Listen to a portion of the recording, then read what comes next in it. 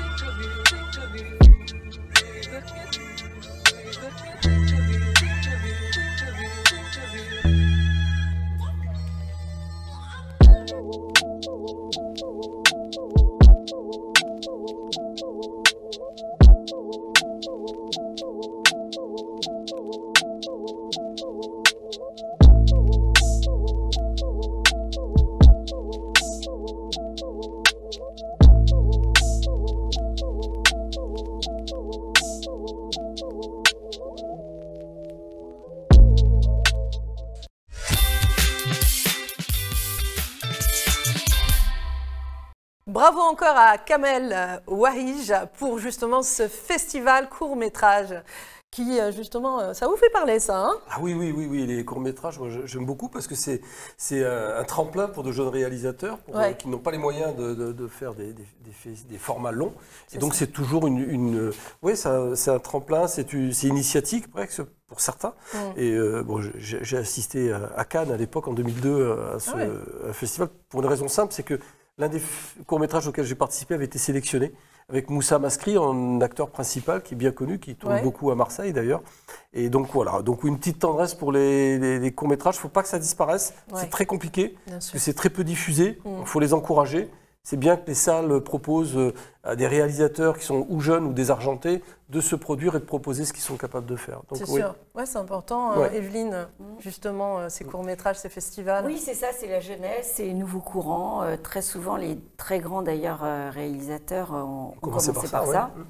Donc on sait très bien qu'il y a des graines de talent à surveiller, c'est passionnant. En plus, là, quand c'est multiculturel, je trouve que c'est encore plus enrichissant. Ludovic, alors on vous verra dans un court-métrage?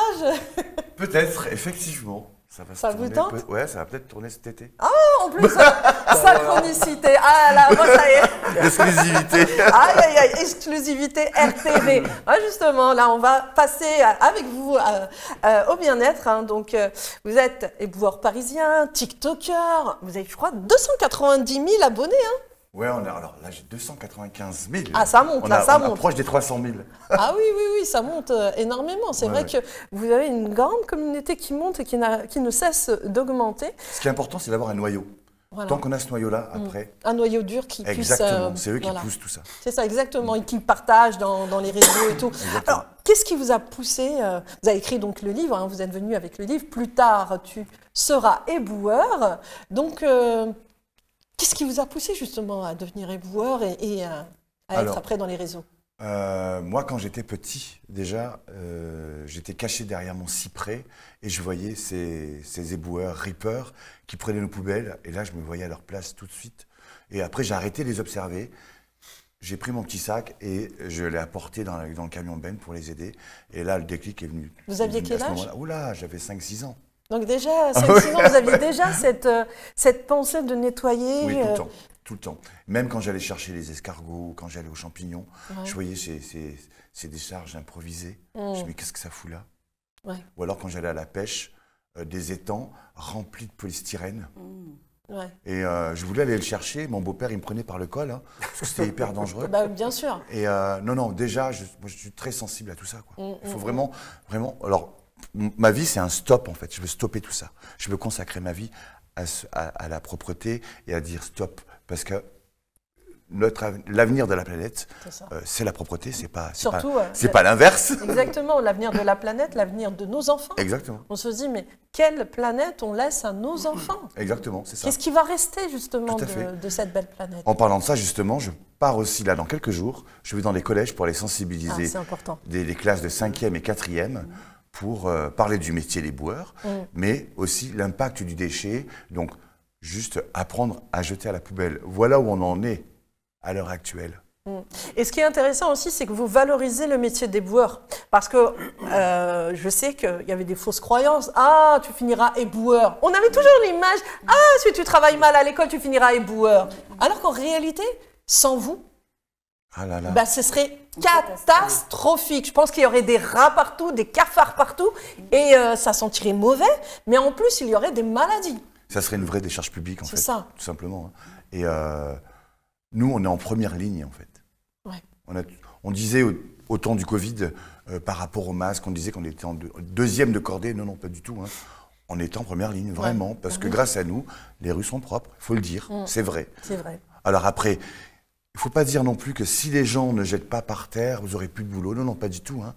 Le temps qu'on prend pour enlever les incivilités, c'est du temps qu'on n'a pas pour faire autre chose. Parce qu'un éboueur ici, à Paris, c'est pas que ramasser les déchets, c'est aussi collecter les bacs, c'est aussi laver les rues à l'eau. Donc, vous savez qu'on vit sur un tapis de poussière, hein, si on n'enlève pas toute cette poussière qu'il y a sur les trottoirs. Il y a les encombrants. Justement, je fais aussi des 24 heures encombrants. Enfin bon... voilà, le métier d'éboueur est très vaste. Voilà, il y a beaucoup d'actions. Si on enlève les incivilités, on aura plus de temps pour s'améliorer dans la propreté. Alors, ce qui m'a touchée dans votre parcours personnel, c'est que pendant 10 ans, vous avez été SDF. Et ça, votre expérience, il y a tellement en vous, j'en ai même des frissons, il y a tellement de bonté en vous, Ludovic, que pour moi, il était évident de vous inviter. Parce que vous êtes à la fois ce bonbon rose, bon là vous êtes bleu, mais vous voyez ce que je veux dire, au grand cœur, avec cette expérience justement, vous avez connu la rue, et en même temps vous avez fait de vos faiblesses quelque chose de positif et de fort, et de rassembleur, c'est surtout ça. J'ai toujours été positif. Parce que je sais que je savais pas pourquoi j'étais là, maintenant je sais pourquoi je suis là. J'étais rien, je suis devenu quelqu'un. Je suis devenu Ludovic Franc-Séché. Et ce Ludovic Franc-Séché, je l'ai cherché pendant ce temps, justement, de ma errance dans les rues. Et je suis fier de ce que je suis devenu. Et limite, maintenant, je remercierai les gens qui m'ont insulté derrière les camions, parce que voilà où j'en suis. Je suis devenu Ludovic Franc-Séché. J'ai écrit un livre qui est là. Et pas que, parce qu'il y a plein d'autres choses qui vont arriver. Et je ne dis pas que je suis le représentant des éboueurs, jamais ça. Par contre, le représentant du vivre ensemble, jetons tous à la poubelle, c'est juste pour moi normal. Et apprenons ces gestes-là à l'avenir, à nos enfants, pour qu'eux ensuite reproduisent la même chose et qu'on ait enfin une planète propre. Je peux intervenir? Bien sûr, oui. Bien sûr. Il y a des choses fondamentales qui viennent d'être dites. Ne pas tout attendre des services institutionnels et qu'il faut des initiatives tout simplement personnelles et responsables. Déjà, soyons nous-mêmes dignes et propres. Il y a un truc que je n'ai pas aimé. Il ne fallait pas dire que vous n'étiez rien. Oui. Vous étiez qui vous étiez, qui vous êtes avant d'être celui que vous êtes aujourd'hui par l'écriture de bouquins. Ça a été dit, ça. Il y a ceux qui ne sont rien et ceux qui ont réussi. Ça, c'est quelque chose, moi, qui m'a beaucoup gêné, qui m'a beaucoup révolté. Non, on n'est pas rien. Vous n'étiez pas rien. C'est seulement parce qu'à un moment donné, vous avez eu un accident de parcours que ça ne fait pas de vous quelqu'un qui n'est rien. Ça, c'est quelque chose qui n'est pas entendable. Et moi, j'ai eu une détestation pour ce type de discours qui dévalorise l'individu, qui reste important malgré tout. Et vous le prouvez parce que vous avez fait ce que vous continuez à faire. Exactement. Merci Jean-Pierre, parce que justement, j'ai focalisé sur ce rien.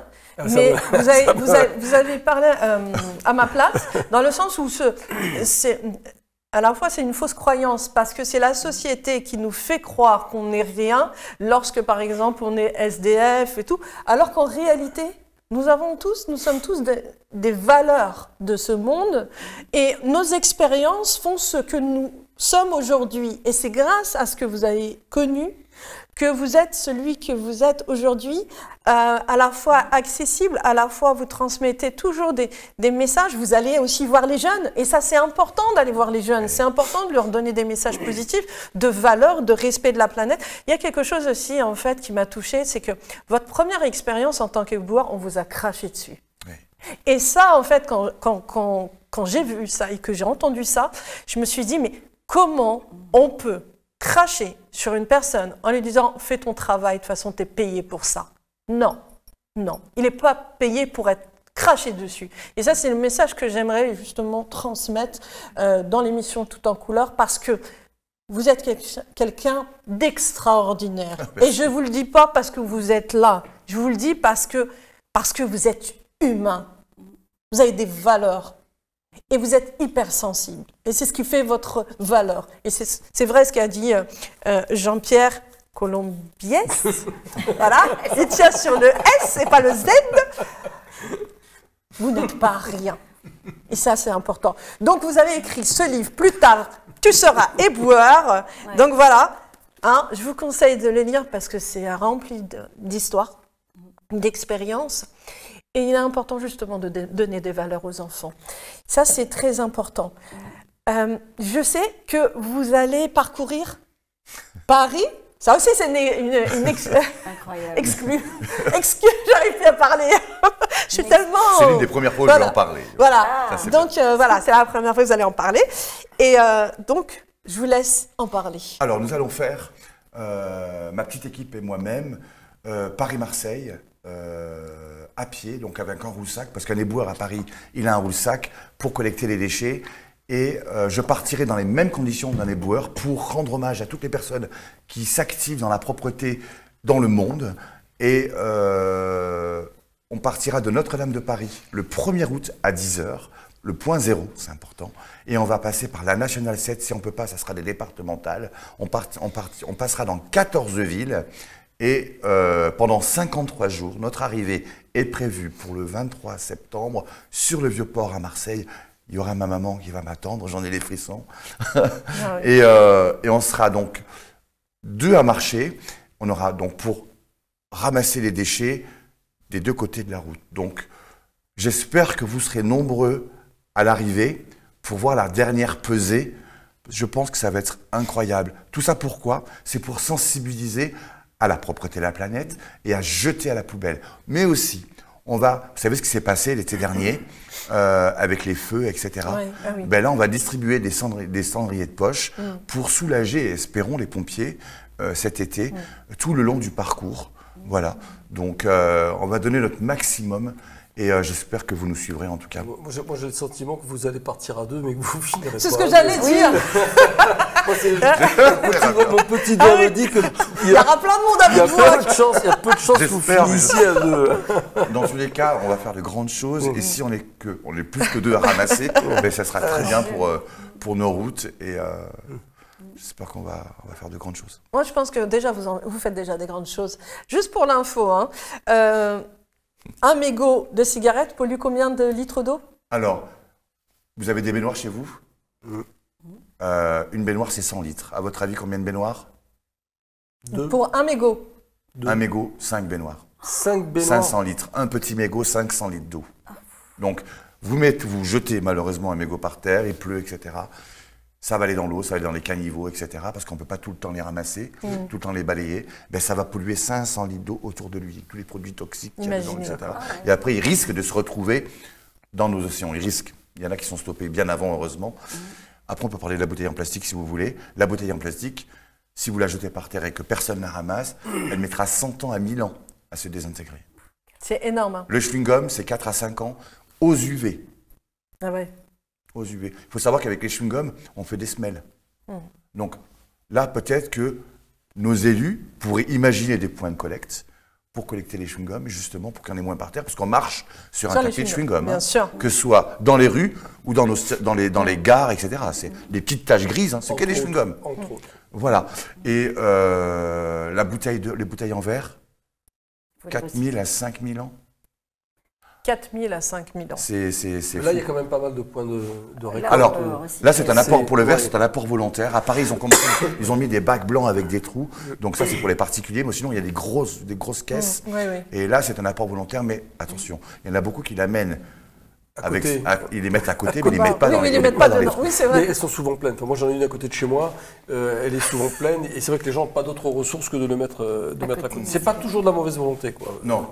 Il faut parler un peu de positif aussi. Il y en a qui agissent. Exactement. Est-ce que je peux dire une Bien chose? sûr. En fait, ce qui est génial dans votre histoire, c'est que vous incarnez une vocation. C'est ça. Et le titre de votre livre est vraiment adapté à ça. C'est-à-dire que votre message, il est hyper cohérent par rapport à vous, votre histoire. Et je vous avouerai que moi, à chaque fois que je vais dans un pays étranger et que je vois les gens du nettoyage bien habillés, fiers, vous voyez, en Italie par exemple, et dans certaines villes, ils sont plus beaux que des grands sportifs. Hein. Et donc je me dis à chaque fois, mais ça c'est une super idée parce que les enfants voient des gens qui ont de la valeur. Et je pense que c'est important de faire passer ce message qui est génial pour nos enfants qui sont beaucoup plus sensibilisés. Je ne m'arrêterai pas à la France. Hein. Oui, voilà, c'est le monde entier. Je ne m'arrêterai pas à la France, sinon je ne m'appelle pas Ludovic Franséché. Ouais, il va nous faire le monde entier. Mais quand on voit qu'il y a des pays qui n'ont pas de service de propropreté, ils vivent dans des décharges, c'est incroyable de voir ça. Et moi, si je peux y mettre ma pierre à l'édifice pour pouvoir changer les choses, et qu'il y aura un impact, pas de mon vivant, mais on se rappellera de moi en tout cas. Il faut créer votre association. C'est fait. Ah bah voilà. Ça y est, elle s'appelle LOP, Ludovic Objectif, Planète Propre. Donc voilà. Et il faut des ambassadeurs dans tous les pays de votre association. Exactement. Et puis on y va. Exactement, merci. Merci beaucoup Ludovic Franséché. Ah, je sais pas pourquoi. C'est pas grave. Entre Franséché et Colombier. C'est pas grave. C'est ma fête aujourd'hui. Bah justement, on va passer à la culture avec notre invité Jean-Pierre Colombiès, ex-policier, écrivain, comédien. Donc il vient aujourd'hui nous parler. Lui aussi, il a écrit un livre, donc auteur de 34 polices déconnexion.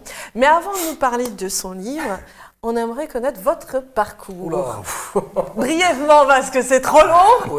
Mais en quelques mots. Je vais essayer de synthétiser. Moi, tout simplement, je suis rentré comme inspecteur de police dans les années 80. Ma vocation, parce que je pense que c'était vraiment une vocation, c'était l'enquête.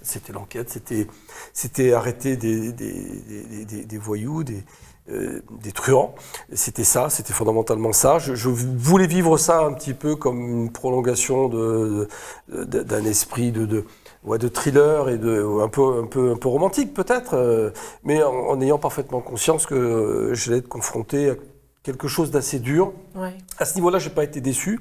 Je peux dire que je me suis réalisé dans mon métier pendant plus de 25 ans et que par la suite, la politique a modifié la perception que j'avais de tout ça. C'est ça véritablement qui a motivé le bouquin, parce que j'ai eu quand même un parcours assez éclectique. 35 ans. 35 ans, j'ai fait 10 ans de stup, donc que ce soit au Quai des Orfèvres ou à Marseille, au SRPJ de Marseille, de brigades criminelles, de brigades d'atteinte aux personnes, où on travaillait essentiellement sur les violences dans les cités, les viols, les agressions sexuelles, donc c'est un sujet que je connais bien.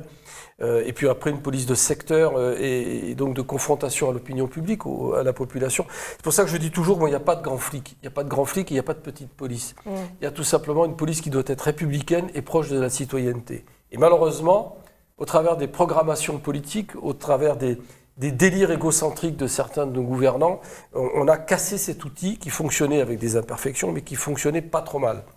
Et au fur et à mesure, les politiciens se sont accaparés la police comme un outil de propagande politique, et c'était le motif de ce que j'ai écrit. Alors, quand on écrit un bouquin, c'est toujours un peu une thérapie. Je pense que ça. Vous n'allez pas me contredire là-dessus. Non, pas du tout. Il faut écrire, et je le dis à tout le monde, j'ai dit écrivez. Quoi que vous fassiez, écrivez, parce que vous devez témoigner de ce que vous avez connu, de ce que vous traversez. Même vous, Inda, si vous n'avez pas commencé à écrire, faites-le. J'ai écrit. C'est très bien, parce que on connaît des expériences, on traverse des choses, il faut laisser une trace, il faut témoigner.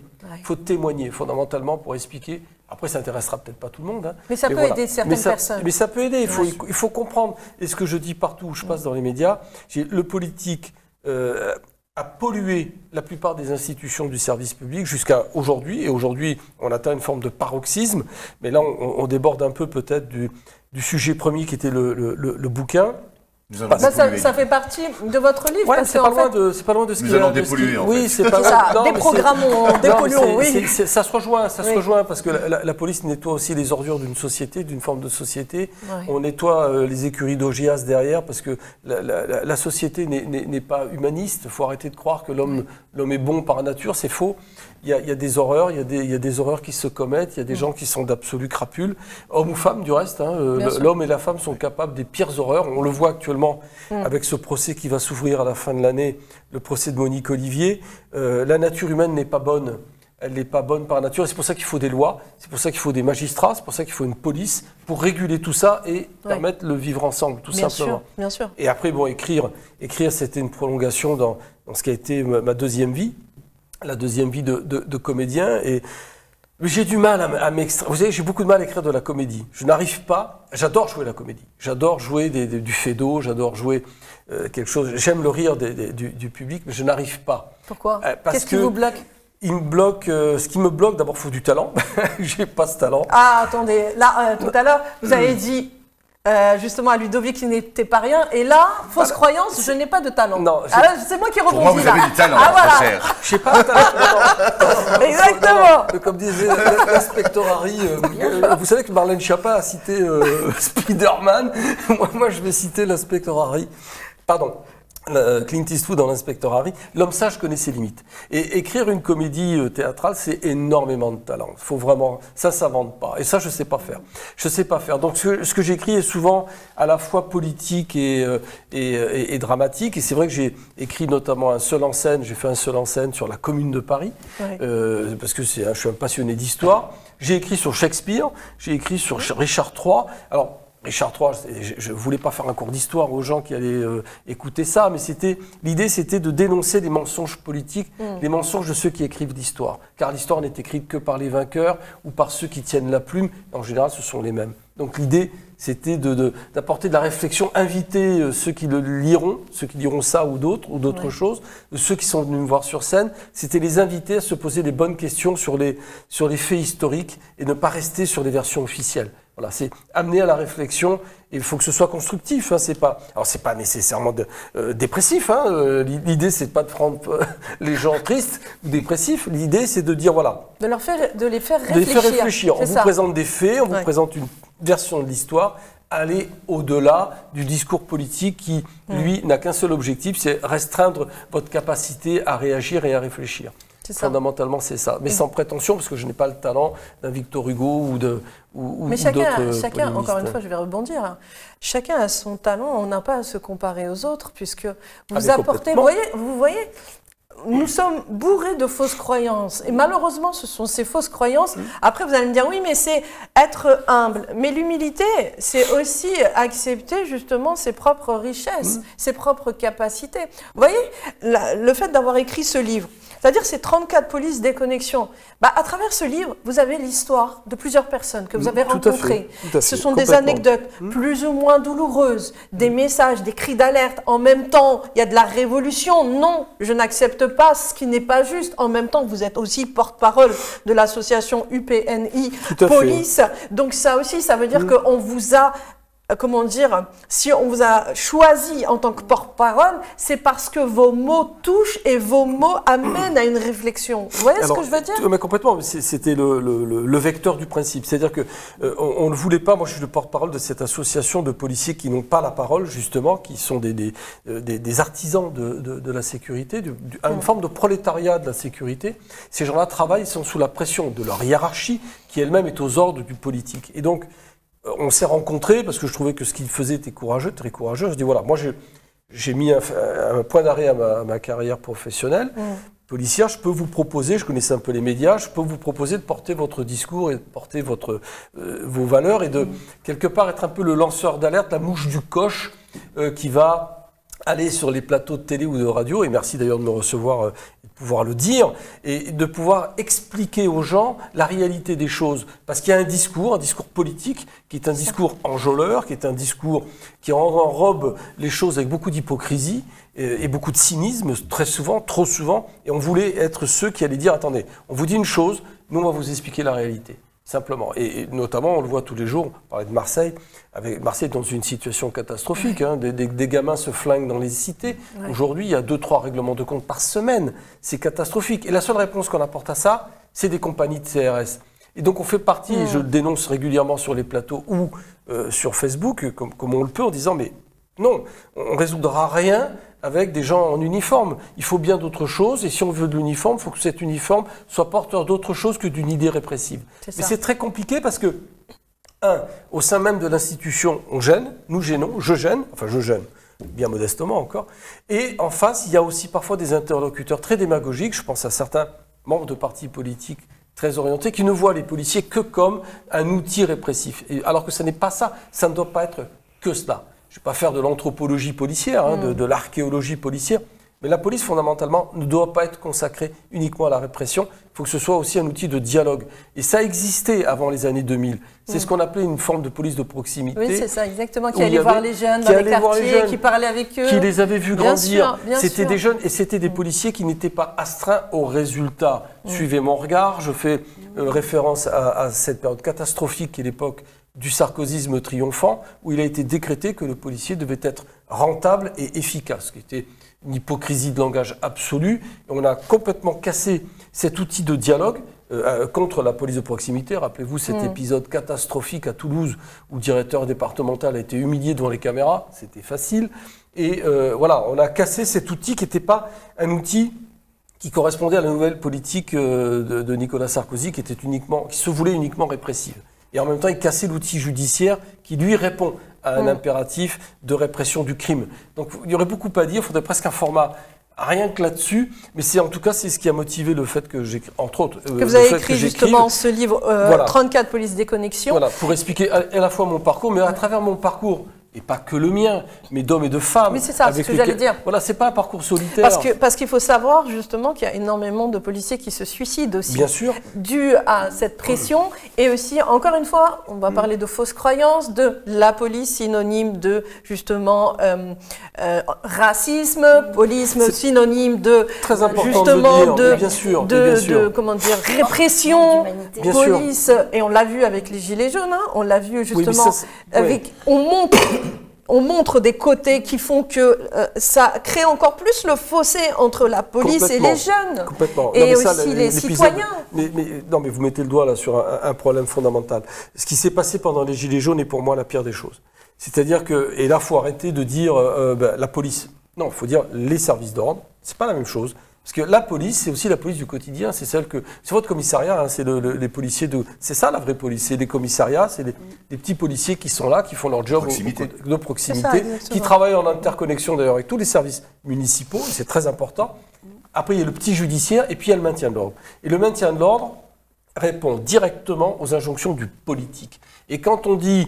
Didier Lallement, préfet de police, s'est comporté comme la pire des manières en rentrant physiquement contre les manifestants. C'est pas ça qu'il faut dire. Il faut dire Emmanuel Macron a mis en place une philosophie sécuritaire et une philosophie du maintien de l'ordre qui était nouvelle, qui ne se faisait pas avant, qui ne se faisait pas, qui était même contre-indiquée par rapport à ce qu'il fallait faire. Donc il faut mettre le politique face à ses responsabilités et le rendre responsable, et peut-être même devant les tribunaux à un moment donné, par rapport à ce que ça a provoqué. Il y a quand même des dizaines de personnes qui ont été très gravement blessées, et ça on ne peut pas laisser passer ça. On ne peut pas laisser passer ça. Des policiers aussi. Pardon ? Des policiers aussi. Oui, mais il faut vraiment avoir conscience que ce qui s'est passé a été voulu, ou du moins qu'on a laissé faire. Et ça, c'est catastrophique, parce qu'on a créé un fossé dont nous payons encore les conséquences aujourd'hui, où chaque flic est visualisé, est vu et identifié comme un outil répressif et uniquement ça. Et il va falloir des années pour s'en sortir. Je ne sais pas comment on va s'en sortir d'ailleurs. Faire des spots publicitaires de sensibilisation, justement la communication. Oui, mais il ne faut pas qu'elle soit hypocrite cette communication. Non, pas hypocrite, mais bien sûr pas hypocrite, mais là je parlais vraiment de comment dire, du citoyen et du policier qui voit les côtés positifs. C'est-à-dire que quand on voit cette police qui va dans les quartiers, qui vont voir les jeunes, qui vont parler avec eux, ou alors quand on est victime par exemple d'agression, on est content d'avoir de la police. Absolument. Et de se dire ils sont là, ils écoutent tout à fait et pas mettre tout le monde dans le même sac, parce que on va dire qu'il y a des policiers malheureusement qui ont fait des actes répressifs, comme il y a des citoyens qui ont fait des actes répressifs. Allons-nous condamner tous les policiers parce qu'il y en a un ou deux qui ont fait ça, ou allons-nous condamner tous les jeunes de quartier parce qu'il y en a un ou deux malheureusement qui ont défié la loi? Mais c'est ce que je dénonce aussi en expliquant que justement, en parlant des quartiers, qu'ils soient à Marseille, Grenoble, Lyon ou Paris, aux régions parisiennes, il faut bien avoir conscience que dans ces quartiers, vous avez une infinité vraiment très limitée d'individus qui pourrissent la vie à 90% des autres habitants, qui, eux, ne demandent qu'une chose, c'est vivre en paix et vivre tranquillement. Et un truc qu'il faut casser, un mythe qu'il faut casser, et qui est catastrophique, parce que c'est un vecteur très hypocrite de certains partis politiques ou certains courants philosophiques qui veulent catégoriser la police en disant, voilà, police fasciste, raciste. Je suis désolé, allez dans les commissariats, allez voir les patrouilles de policiers, vous allez voir la couleur qu'ils ont. Il y a de plus en plus de mixité dans les équipes de police, c'est normal, c'est logique, c'est la représentativité de la population, donc vous avez des patrouilles de police qui sont black blanc beurre, tout simplement. Alors dire que la police est raciste, ça veut dire que ceux qui sont d'origine maghrébine ou ceux qui sont d'origine africaine et qui sont devenus citoyens français, et ça a un vrai sens ce mot, la citoyenneté, alors c'est quoi? Ce sont des racistes, tous, uniformément. C'est une hypocrisie, une absurdité totale que de le dire. Il y a des débordements individuels, mais ces débordements sont sanctionnables quand ils le sont. Et il faut vous assurer que la police est une des institutions les plus surveillées et les plus contrôlées qu'il soit. Alors, ça n'empêchera jamais, et ça on en revient au problème de la nature humaine, qu'il y a des individualités qui commettent des erreurs, des délits ou des crimes. Eh bien, ils seront punis, tout simplement. Exactement. Et écrivez une pièce de théâtre avec justement la police et des jeunes de banlieue et faites-nous. C'est une idée, mais vous savez, je suis open. Et quelqu'un qui vient balayer, je suis là pour vous. Oui, il n'y a aucun problème. Ah oui, voilà. Ce serait très brechtien. Je pense que là, il y a quelque chose à faire. Bah, écoutez, vous voyez, on va lancer un appel. Voilà, lancer un appel. Allez, on lance un appel. Si parmi vous, un réalisateur, il y a beaucoup d'ailleurs de réalisateurs d'origine maghrébine, de deuxième ou troisième génération, qui font des films et qui font. On les connaît, ils ont un certain succès. Je me propose de participer à un de ces projets. Je suis open. Voilà, bah c'est très bien. Et nous aussi, nous sommes open parce que c'est important justement de déprogrammer toutes ces idées fausses, casser les limites et surtout de se dire, par exemple, les jeunes de banlieue, de toute façon, c'est tous des délinquants, des dealers, des machins et tout. Non, pas du tout. Au contraire, il faut dire, dans les jeunes de banlieue, eh ben, vous avez des perles rares. Et moi, j'en connais tellement. Et tous les flics ne sont pas d'affreux fascistes, racistes. Exactement. Et tous les flics ne sont pas exactement des racistes.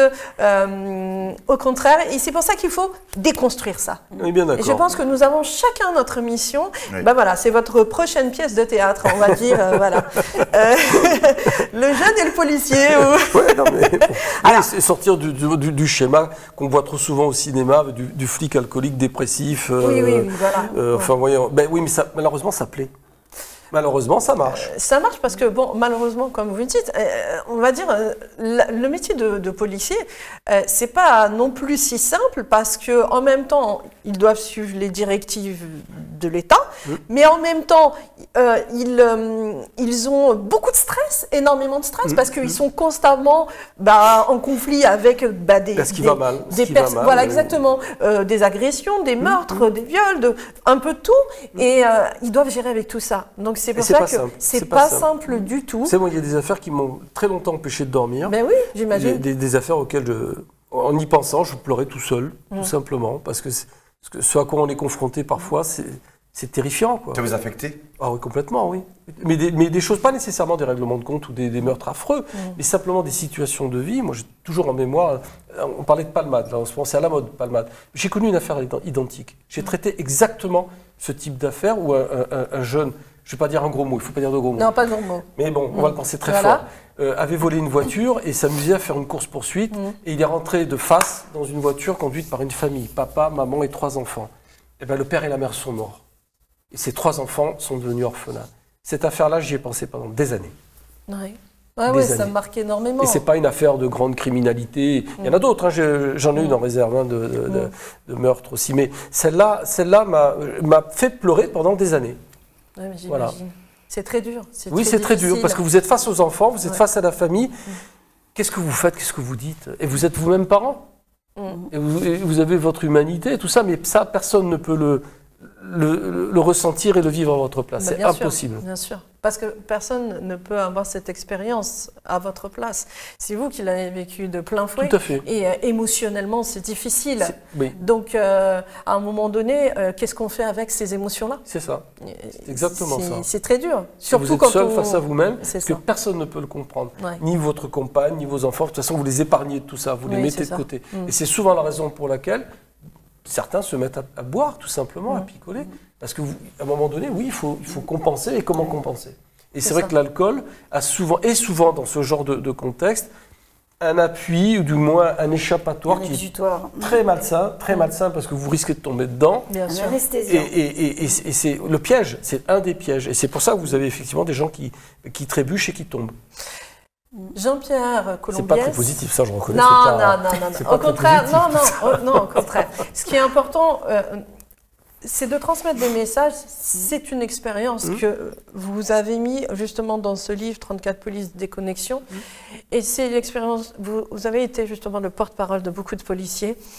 Il y a beaucoup de souffrance, on le sent. Mais il y a aussi beaucoup de messages positifs. C'est qu'en tant que porte-parole, vous apportez un message de dire stop maintenant. Stop, il est important justement de pouvoir mettre en avant ce discours-là, de se dire il faut absolument qu'il y ait de la communication, parce que c'est important, et qu'on arrête cette violence verbale et qu'on arrête ces fausses croyances qui séparent les individus. Pour ça, il faudrait des personnalités politiques que nous n'avons pas pour l'instant. Bon, on espère, on va faire un... Hein, c'est un constat, c'est un triste constat. On espère que ça éveille, justement. On n'a pas ça en magasin. Ça va peut-être réveiller. Ça va peut-être réveiller, on ne sait jamais. C'est compliqué en ce moment, c'est très compliqué. Mais bon, on ne sait jamais. Moi, je suis partisane de garder, Inch'Allah, voilà, on garde espoir. Alors, où est-ce qu'on trouve, en fait, vos livres Alors, moi, c'est sur oui, bien sûr. Amazon, vous pouvez, ou à la FNAC. Partout en fait. Voilà. Et moi, je n'ai pas trouvé d'éditeur. J'ai proposé mon manuscrit en auto-édition. Oui, je l'ai fait. Moi, j'ai été chez Edilivre, c'est l'éditeur du pauvre, tout simplement parce que certains ne voulaient pas l'éditer.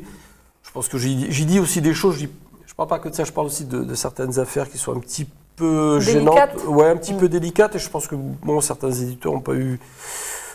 Se sont dit on va le laisser dans son édition à lui. Moi, j'ai eu la chance qu'on est venu me chercher, donc du coup.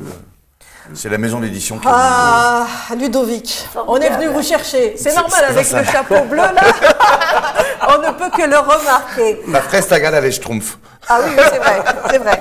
Bon, maintenant, je vais vous emmener à l'instant coaching parce qu'on en a besoin de l'instant coaching avec notre coach, notre formatrice, Evelyne Bouillon.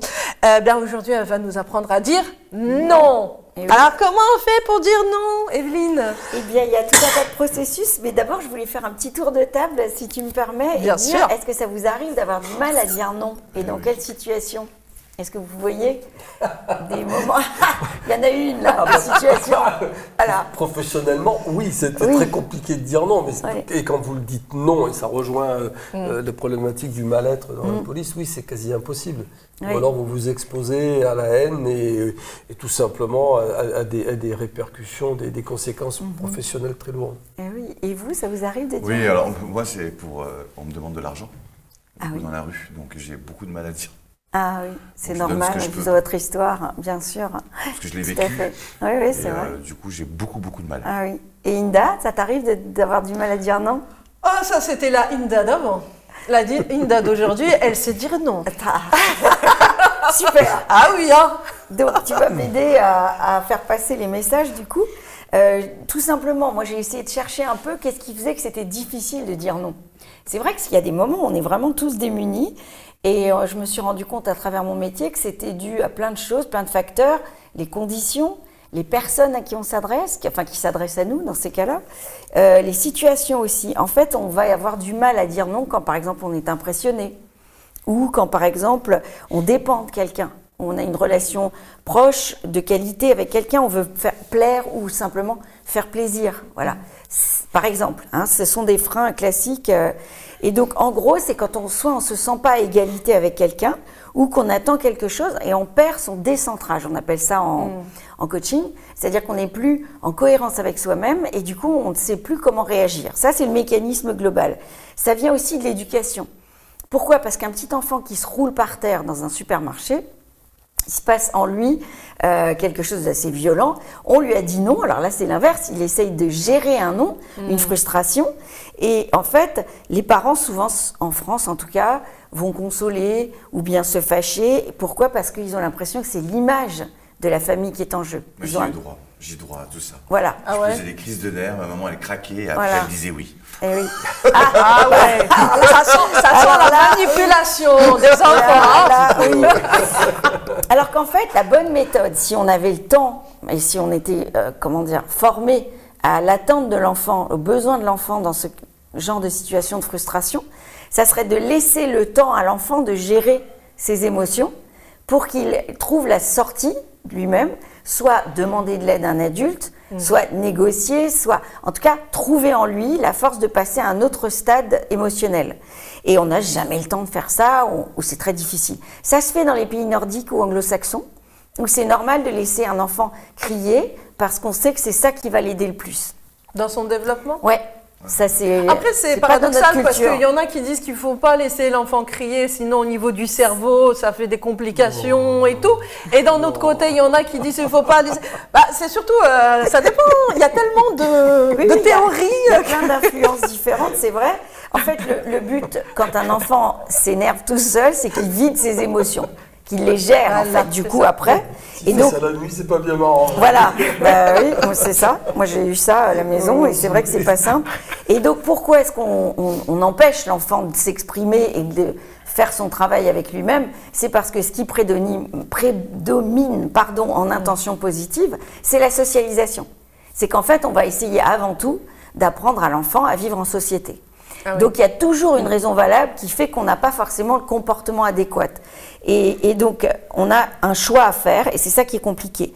Donc on apprend finalement en société avant tout à vivre ensemble avant de créer l'équilibre personnel de chacun.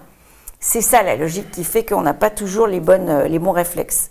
Et donc d'où ça vient le fait de ne pas dire non, entre autres tout cet historique que je viens de vous faire un peu évoquer, c'est le fait qu'on a du mal à poser ses limites. D'ailleurs, le mot limite en français est assez péjoratif parce que c'est un côté contrainte, alors qu'en anglais c'est boundaries et c'est un peu plus souple, c'est-à-dire que c'est une connotation positive qui est plutôt liée aux limites, aux frustrations. Ça va moins être le blocage, quoi. Et donc, quand on le dit en anglais, c'est plus valorisant et on comprend mieux ce que ça veut dire. Quand quelqu'un a du mal à dire non, c'est qu'il a du mal à poser ses limites. Il n'y a pas d'autre mot en français. Alors, quel type de limite? Limite, par exemple, de charge de travail, limite de respect de quelque chose, d'une loi, par exemple, limite d'un besoin, limite de mon territoire, limite de mes valeurs, de mes croyances. Comment est-ce que je défends, en fait, les limites autour de moi? Pour illustrer ça, pour que vous compreniez, savoir dire non, c'est exactement un peu comme un chien qui grogne. Un chien qui grogne, il vous explique très bien, tu avances encore de 3 cm il est pas content. Et ça va mal se passer. Oui. Eh bien, en fait, quand on dit non à quelqu'un, c'est ça qu'on ressent. On se met dans une position, on a l'impression qu'on grogne face à quelqu'un pour l'empêcher de marcher sur ses plates-bandes. Donc, du coup, on comprend mieux. Vous voyez déjà pourquoi c'est difficile de dire non. Ça remue beaucoup de choses compliquées à gérer. Et donc, comment apprendre à dire non? D'abord, c'est chercher en soi ce qui est légitime dans son non. Déjà, commencer par faire un peu de prise de recul. Qu'est-ce qui fait que j'ai envie de dire non? Qu'est-ce que je défends? Qu'est-ce que j'aimerais qu'on respecte en moi ou en relation avec les autres? Et donc, c'est une forme de, d'abord, recentrage pour comprendre ce qui est important pour soi dans le fait de dire non. Première étape fondamentale. Deuxième étape, je conseille souvent de se déculpabiliser. Ah ouais. Le problème du non, c'est qu'on est coupable. Ou alors il faut justifier. Voilà, le fait de dire non, c'est comme si on fermait une porte, c'est comme si on donnait une fin de non-recevoir à quelqu'un, alors qu'en fait, dire non, c'est commencer à négocier. Au travail, je ne peux pas dire non, c'est pas possible. Ah bon? Non, vraiment. Pourquoi? Tout le temps, je suis là. Alors, je vais essayer de vous apprendre. D'accord? J'ai jamais dit non. Alors, écoutez-moi, vous allez peut-être être convaincu qu'il y a des moments où vous pourrez vous permettre de dire un peu non, d'une certaine manière, en écoutant ce que je dis. Mais déjà un peu, c'est déjà pas mal. Vous savez, ce qui est dur dans l'être humain, c'est le changement. On est des paquebots et on a tendance à se comporter toujours de la même manière, comme on a appris, ainsi de suite. Dès qu'on fait un petit changement, ça va mettre du temps, mais on change de direction. Et donc ça, c'est important de savoir qu'on peut se changer soi-même. Les autres ne peuvent pas trop nous manipuler, on est plein de protection, contrairement à ce qu'on croit. Mais en revanche, on peut se changer soi-même si on commence à négocier un virage. La première chose, c'est le fait d'exister soi à côté des autres, c'est une question d'équilibre. D'accord? Donc, quand on commence à poser ses limites, pas forcément dire non de façon violente, mais dire ça ne me convient pas, par exemple, ou c'est pas tout à fait OK pour moi, laisse-moi y réfléchir. Vous voyez, ça, c'est pas violent. Pourtant, c'est très important d'être capable de faire ça tout le temps parce que c'est pas l'idée de manger le territoire de l'autre, c'est l'idée de chercher une balance, en fait, entre son intérêt et celui de l'autre, entre sa forme de communication et celle de l'autre. Voilà. Et donc, la première étape, c'est ça, c'est vraiment introspection, réflexivité, qu'est-ce que j'ai envie de dire, pourquoi j'ai envie de dire non, qu'est-ce qui fait que j'ai envie de dire non. Deuxième chose, se déculpabiliser, je cherche un équilibre avec l'autre, j'ai une intention positive derrière. Troisième étape, trouver le moyen d'exprimer le non sans colère, sans association d'émotions négatives. Et donc c'est ça qui va aider une forme de négociation, ça va aussi légitimer votre besoin, ça va vous donner plus de moyens de dire des choses importantes pour vous, sans opposition marquée et donc sans conflit. Parce que la grande peur derrière ça, c'est le conflit. Oui. Exactement. Pourquoi on a peur de dire non? C'est qu'on a peur de provoquer le conflit. Et donc, souvent, on n'ose pas dire non, c'est juste parce qu'on a peur de ça. Donc, si on trouve un moyen de dire non d'une façon un peu diplomatique, ou en tout cas assez ferme pour le dire d'une façon cohérente par rapport à soi-même, on a déjà fait un grand pas. Et il y a plein de méthodes pour ça. Mais vous avez compris le processus déjà. La première méthode, c'est donc prendre du recul, essayer de comprendre la demande de l'autre pour pouvoir légitimer la sienne. Donc, qu'est-ce que faut-il faire? C'est d'abord ne pas répondre à chaud. Différer. Dès que vous sentez une émotion négative dans une situation que vous aimeriez dire « non, j'ai envie de me fâcher », ça veut dire qu'il faut faire le tri et qu'effectivement, dire non tout de suite, ça va pas bien marcher parce que ça va être trop énervé et donc c'est pas idiot de se dire je vais pas dire non tout de suite. Par contre, différer, avoir des moyens de différer, dire je peux pas te répondre tout de suite, j'ai besoin d'y réfléchir. Pourquoi? Pour laisser son cerveau émotionnel, qui est plus lent que le cerveau rationnel, digérer et trouver la bonne posture, le bon endroit. Qu'est-ce que vous avez vraiment envie de dire? Ce que j'appelle le cerveau global instinctif, il a besoin de trier des milliers d'informations pour trouver la bonne réponse. Le cerveau rationnel dit « tu marches dessus, je vais faire la même chose et donc j'agresse ». Ou le cerveau reptilien en fait. Entre les deux, il y a le cerveau émotionnel qui fait tout le travail pour relier les deux. Et donc ce cerveau-là, il est lent. Il faut qu'il arrive à trouver la passerelle entre la cohérence rationnelle et l'instinct, j'ai envie de me battre, ou j'ai envie de fuir. L'instinct animal. L'instinct animal et toutes les étapes émotionnelles qui vont être toutes les nuances entre les deux. Vous comprenez pourquoi c'est lent? Donc, les vraies raisons, ça fait partie du travail émotionnel. Les vraies raisons qui font qu'on a envie de dire non. Et ce qui freine, c'est aussi des raisons émotionnelles. Je ressens de la gêne, je ressens de la frustration, de la honte, de la colère. Donc, qu'est-ce qui fait que je ressens ça? Il faut prendre du temps sur soi pour faire le tri. Et qu'est-ce que j'ai envie de demander vraiment en profondeur? Qu'est-ce qui est important pour moi? Ça prend du temps. Donc, différer. N'essayez pas de savoir pourquoi aussi. Un autre conseil tout simple. Le pourquoi est une question stérile dès qu'il s'agit d'émotionnel. Parce qu'on va appeler que des raisonnements rationnels et on n'aura pas la bonne réponse. La bonne question à se poser, c'est qu'est-ce qui fait que je réagis comme ça? Quels sont les facteurs qui font que je réagis comme ça? Qu'est-ce que je ressens? Qu'est-ce que les autres, comment ils m'influencent? Qu'est-ce qui se passe? Le pourquoi est stérile car il culpabilise et il donne uniquement accès à des raisons de cause à effet, de cause rationnelle, morale. C'est ce qu'on appelle en coaching le « il faut, il y a qu'à faucon ». Si on pouvait tout résoudre avec des raisonnements rationnels, on changerait le monde beaucoup plus vite. Ce qui perturbe beaucoup, c'est la gestion des émotions et le fait qu'on n'arrive pas à s'analyser ou à analyser la situation. Et c'est ça qui bloque. Donc, vous pouvez ensuite travailler des phrases. Evelyne, un dernier mot, il reste 10 secondes. Oui, pardon. Être plus clair, précis, partir d'observation, clarifier tout ça. C'est que les Anglais ont un peu, pour aller dans la continuité, les Anglais ne disent pas non. Très peu, Après, il y a des cultures. Ils ont toujours des formulations. C'est ça. Votre demande ne serait peut-être pas la plus adaptée. Il faut effectivement. Oui, mais c'est pas bête d'être diplomate. Et bien nous, on va apprendre à dire non parce que là, c'est la fin de l'émission et on pourrait parler pendant longtemps de ce non. En tout cas, merci à vous tous d'avoir participé à cette très belle émission tout en couleur. C'est vraiment du bonheur. Evelyne, merci. Jean-Pierre, merci. Colombiès, voilà. Ludovic Francesche. Je ne sais pas pourquoi je vais Francesche. C'est d'origine italienne. Merci. Voilà. Merci à tous. Merci à vous de nous avoir suivis dans cette émission tout en couleur sur RTV. Apprenez à dire non. Au revoir.